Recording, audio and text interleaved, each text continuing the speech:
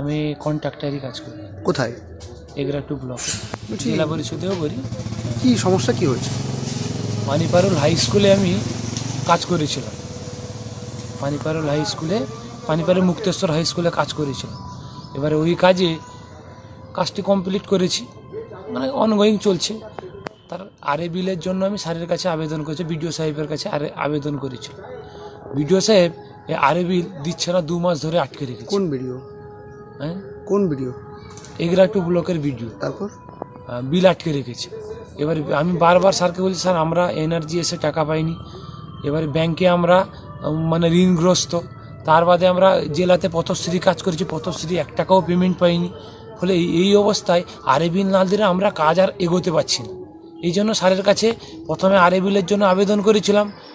1 মাস হয়ে গেল, স্যার বিল ছাড়ছে না বলে দ্বিতীয়বার আবার একটা সেই বিলে আবার নতুনভাবে আবেদন করলাম, স্যার রিকোয়েস্টলিভাবে আপনি বিলটা ছাড়ুন, আমরা এনার্জি এসে টাকা পাইনি, পথশ্রী করেছি টাকা পাইনি, আমাদের ব্যাংক ঋণগ্রস্ত, বিভিন্ন যে সাপ্লায়ার্সরা আমাদেরকে বারবার কল করছে, তার জন্য ফোনও অফ করে দিচ্ছে, এমন অবস্থা, রাস্তাঘাটে চলা যাচ্ছে না এমন অবস্থা। এই সিচুয়েশানে স্যার তার বিল ছাড়ছে না, দিয়ে আজকে 2 মাস হয়ে গেলে বিল ছাড়ছে না।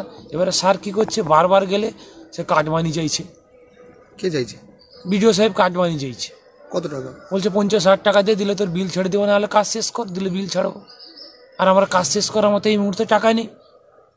আরে বিল না দিলে আমরা কাজ কি করে শেষ করবো, মানে আরে বিল না দিলে আমরা কাজ আর এগোতে পারছি না। তার জন্য আবেদনও দিয়েছি স্যারের কাছে, আমার কাছে তার রিসিভ কপি আছে। কি বলছেন স্যার?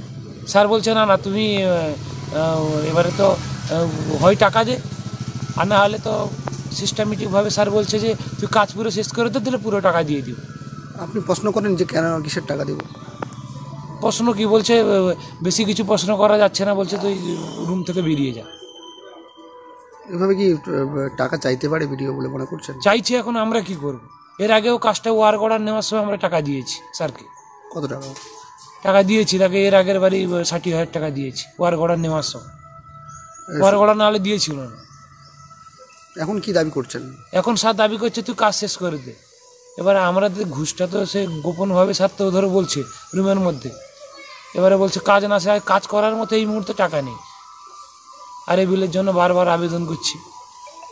এখন কি চাইছেন? স্যার বিল ছাড়ছে না, আর কোনো কথা বলতেও চাইছে না। আমি কথাটা সভাপতি ম্যাডামকেও বলেছি, সভাপতি ম্যাডামকে বলেছি, ম্যাডাম এরকম বিল ছাড়ছেন না বিডিও সাহেব, বলেছি ওই ম্যাডামের কাছে এই সিচুয়েশন। আর আমাদের খুব আর্থিকভাবে আমরা জর্জরিত, ব্যাংকে লোন হয়ে গেছে, ব্যাংকে টাকা দিতে পারছি না, এমজি এনার্জি এসে টাকা বন্ধ, পথশ্রী করেছে জেলা পরিষদ, তারও টাকা পাচ্ছি না। জেলাতে 15-এর কাজ পেয়েছি, সেটাও কাজ করতে পারছি না।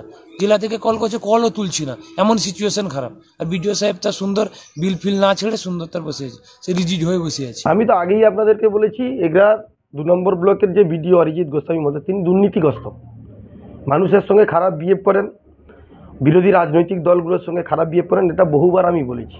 এবং আমি প্রত্যক্ষভাবে আপনাদেরকে বলতে চাই, তিনি আজকে নয়, যবে থেকে এখানে এসছেন, তিনি উন্নয়নকে স্তব্ধ করে দিয়ে, মানুষের উন্নয়নকে স্তব্ধ করে দিয়ে সেখান থেকে হাজার হাজার টাকা লুট করছেন। এবং সেটা শাসক দল জানার পরেও তাদের অঙ্গুলি এলানো এই কাজগুলো হচ্ছে এবং তারা সাপোর্ট করছেন। এবং এই ভিডিও আমি দায়িত্ব নিয়ে আপনাদেরকে বলতে পারি, ব্যাপক পরিমাণে দুর্নীতিগ্রস্ত। আপনি যদি তার চরিত্র দেখেন, তার যে বিডিও সাহেবের একজনের যে চরিত্র যা হওয়া উচিত, তার দৃষ্টান্তমূলক। আমার তো মনে হয় না স্বাধীনতার পরে এরকম কোনো প্রশাসনিক আধিকারিকের বিহেভ বা আচার আচরণ হয় বলে। আমি দায়িত্ব নিয়ে আপনাদের বলতে পারি, ইয়ে একেবারে চোর, এটা বলার কিছু নেই।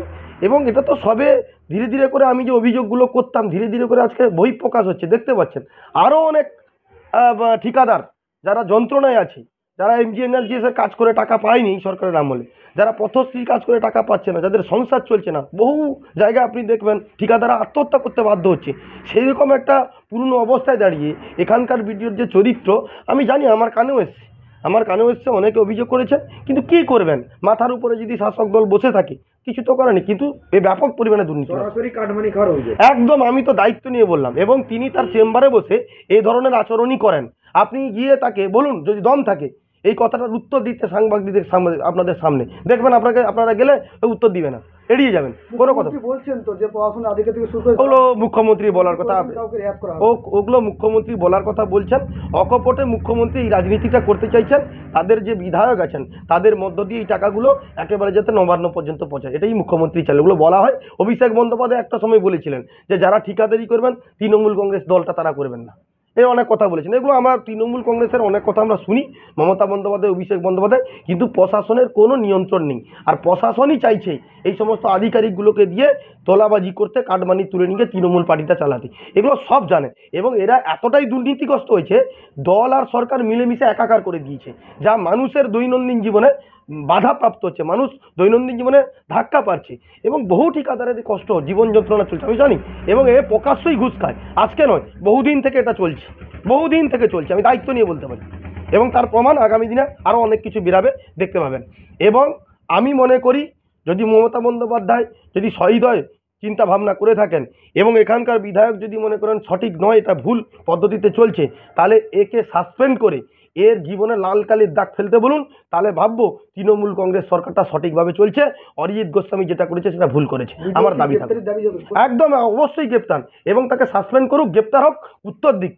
আরে আপনি কি বলছেন? আমার কাছে অনেক তথ্য আছে, এগুলো তো বলিনি। ব্যক্তিগত আক্রমণ করলে এখন ফেটে যাবে, অনেক তথ্য আছে, সেগুলো পরে বলবো আগামী দিনে। আমি তৃণমূল কংগ্রেসের কাছে দাবি রাখছি, যদি এখানকার বিধায়ক, পঞ্চায়েত সমিতির সভাপতি যদি সঠিক মনে করেন যে না, এই যে দাবি, যে ঠিকাদার দাবি করেছেন সেটাকে তদন্ত করে যদি সঠিক হয়, তাহলে বিডিওর গ্রেপ্তার হোক এবং তাকে চাকরি থেকে সাসপেন্ড করা হোক। তাহলে এটা যদি করতে পারে, আমি মনে করব তৃণমূল কংগ্রেসের যে সরকার চলছে সেই সরকারের প্রতি আমি সম্মান, নিশ্চিতভাবে সম্মান প্রদর্শন করব, এটুকু আপনাদের বলতে পারি। ওটা ঠিকাদার আর বিডিওর বিষয়, এ ব্যাপারে আমার মন্তব্য না করাই ভালো। এই যে একটা অভিযোগ আসছে যে চাঞ্চল্যকর, নিশ্চিতভাবে এই অভিযোগ যথাস্থানে পৌঁছলে ঊর্ধ্বতন কর্তৃপক্ষরা আছেন, তারা খতিয়ে দেখুন। মুখ্যমন্ত্রী বলছেন যে কোনো ভিডিও প্রশাসনিক আধিকারিক যাতে এমনটা না করে। বিষয়টা তো আমি যুক্ত নই, বা আমার মানে জ্ঞাতসারে তো কেউ টাকা দেয়নি বা কেউ চায়নি, ফলে আমি খোঁজ নিয়ে দেখব কী হয়েছে না হয়েছে।